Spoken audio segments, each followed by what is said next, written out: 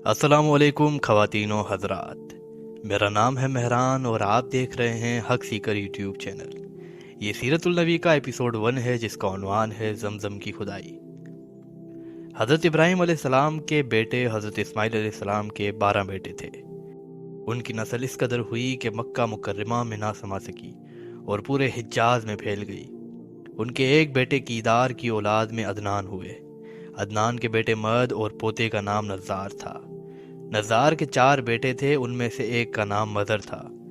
मज़र की नस्ल से कुरैश बिन मालिक पैदा हुए। ये कहर बिन मालिक कहलाए। कुरैश की औलाद बहुत हुई। इनकी औलाद मुख्तलिफ कबीलों में बट गई। इनकी औलाद से कसी ने इक़्तिदार हासिल किया। कसी के आगे 3 बेटे हुए।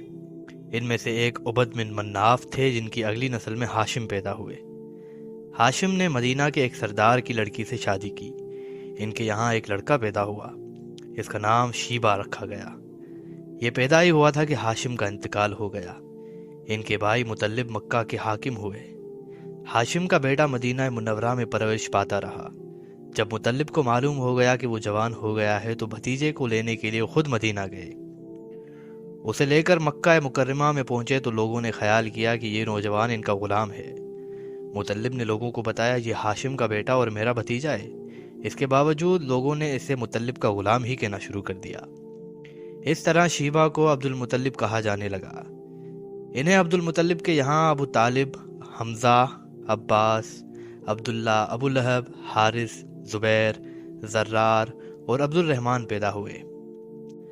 इनके बेटे अब्दुल्ला से हमारे नबी हज़रत मोहम्मद सल्लल्लाहु अलैहि वसल्लम पैदा हुए। अब्दुल मुतल्लिब के तमाम बेटों में हज़रत अब्दुल्ला सबसे ज़्यादा खूबसूरत और सबसे ज़्यादा पाकदामन थे। अब्दुल मुतल्लिब को ख्वाब में जमजम का कुआं खोदने का हुक्म दिया गया, यानी हज़रत इस्माइल अलैहिस्सलाम के कुएं को। इस कुएं को कबीला जरहम के सरदार मज़दाद ने पाट दिया था। कबीला जरहम के लोग इस ज़माने में मक्का के सरदार थे, बैतुल्ला के निगरान थे। इन्होंने बैतुल्ला की बेहुरमती शुरू कर दी। इनका सरदार मज़दाद बिन उमरो था। वो अच्छा आदमी था। उसने अपने कबीले को समझाया कि बैतुल्ला की बेहुरमती ना करो, मगर इन पर असर ना हुआ। जब मज़दाद ने देखा कि इन पर कोई असर ना होता तो कौम को उसके हाल पर छोड़कर वहां से जाने का फैसला किया।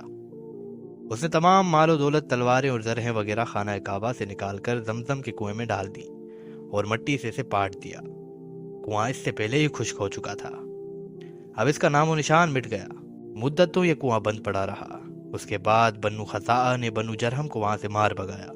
बन्नू खज़ाआ और कसी की सरदारी का ज़माना इसी हालत में गुजरा। कुआं बंद रहा, यहाँ तक कि कसी के बाद अब्दुल मुतल्लिब का ज़माना आ गया।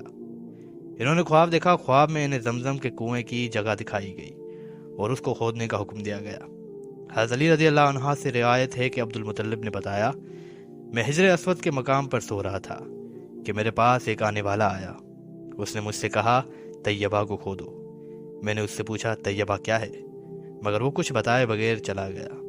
दूसरी तरफ रात फिर ख्वाब में वही शख्स आया। कहने लगा, बर्राह को खोदो। मैंने पूछा, बर्राह क्या है? वो कुछ बताए बगैर चला गया। तीसरी रात में अपने बिस्तर पर सो रहा था कि फिर वो शख्स ख्वाब में आया। उसने कहा, मजनूना खोदो। मैंने पूछा, मजनूना क्या है? वो बताए बगैर चला गया। उससे अगली रात में फिर बिस्तर पर सो रहा था कि वही शख्स फिर आया और बोला, जमजम खोदो। मैंने उससे पूछा, जमजम क्या है? इस बार उसने कहा, जमजम वो है जिसका पानी कभी ख़त्म नहीं होता, जो हाजियों के बड़े बड़े मजमुओं को सैराब करता है। अब्दुल मुतल्लिब कहते हैं, मैंने उससे पूछा, ये कुआं किस जगह है? उसने बताया, जहां गंदगी और खून पड़ा है और कौवा ठूंगे मारता रहा है। दूसरे दिन अब्दुल मुतल्लिब अपने बेटे हारिस के साथ वहां गए। उस वक्त इनके यहाँ एक ही लड़का था। इन्होंने देखा वहां गंदगी और खून पड़ा था और एक कौवा ठूंगे मार रहा था। इस जगह के दोनों तरफ बुत मौजूद थे और ये गंदगी और खून दरअसल इन बुतों पर कुर्बान किए जाने वाले जानवरों का था। पूरी निशानी मिल गई तो अब्दुल मुतल्लिब का दाल ले आए और खुदाई के लिए तैयार हो गए। लेकिन उस वक्त कुरैश वहां आ पहुंचे। उन्होंने कहा, खुदा की कसम, हम तुम्हें यहाँ खुदाई नहीं करने देंगे। तुम हमारे इन दोनों बुतों के दरमियान कुआं खोदना चाहते हो जहां हम इनके लिए कुर्बानियां करते हैं। अब्दुल मुतल्लिब ने इनकी बात सुनकर अपने बेटे हारिस से कहा, तुम इन लोगों को मेरे करीब ना आने दो। मैं खुदाई का काम करता रहूंगा, इसलिए कि मुझे जिस काम का हुक्म दिया गया है मैं इसको ज़रूर पूरा करूंगा। قریش نے جب دیکھا کہ وہ باز آنے والے نہیں تو رک گئے۔ آخر انہوں نے کھدائی شروع کر دی۔ جلد ہی کنویں کے آثار نظر آنے لگے۔ یہ دیکھ کر انہوں نے اللہ اکبر کا نعرہ لگایا اور پکار اٹھے، یہ دیکھو، یہ اسماعیل علیہ السلام کی تعمیر ہے۔ جب قریش نے یہ دیکھا کہ انہوں نے کنویں تلاش کر لیا تو ان کے پاس آ گئے اور کہنے لگے، عبد المطلب، اللہ کی قسم، یہ ہمارے باپ اسماعیل علیہ السلام کا کنواں ہے اور اس پر ہمارا بھی حق ہے، اس لیے ہم اس میں تمہارے شریک ہوں گے۔ یہ سن کر عبد المطلب نے کہا، میں تمہیں اس میں شریک نہیں کر سکتا، یہ مجھ اکیلے کا کام ہے۔ اس پر قریش نے کہا، تب پھر اس معاملے میں ہم تم سے جھگڑا کریں گے۔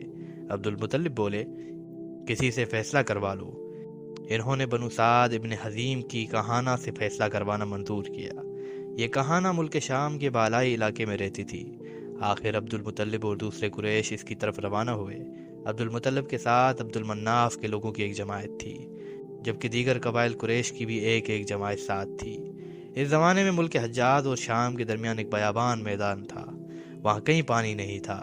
اس میدان میں ان کا پانی ختم ہو گیا، سب لوگ پیاس سے بے حال ہو گئے، یہاں تک کہ انہیں اپنی موت کا یقین ہو گیا۔